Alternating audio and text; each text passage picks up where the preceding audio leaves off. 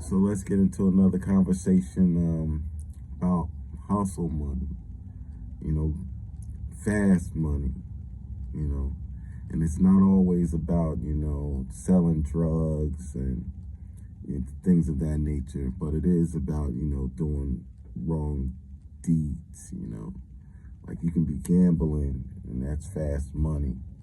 You can be on OnlyFans, you can be a stripper selling your butt out here in these streets.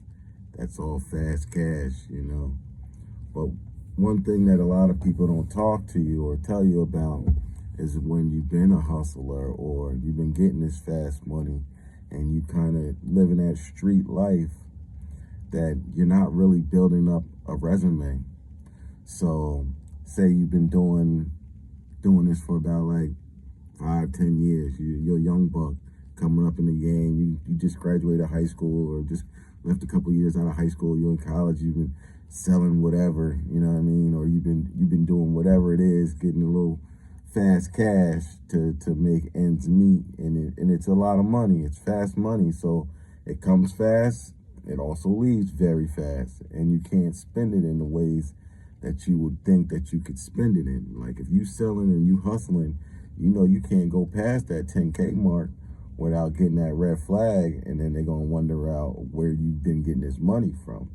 Another thing is when you trying to traverse from fast money to being legit or legitimate, you don't have a resume. So if you was to go into the work field, per se 9 to 5 or something like that, you ain't got no resume. You ain't got no years established and a good job, and the atmosphere. So when you go from making this fast cash, I'm making like 10 bands, 20 bands to making like $16-15 an hour, it's just not going to feel the same. It's not going to add up.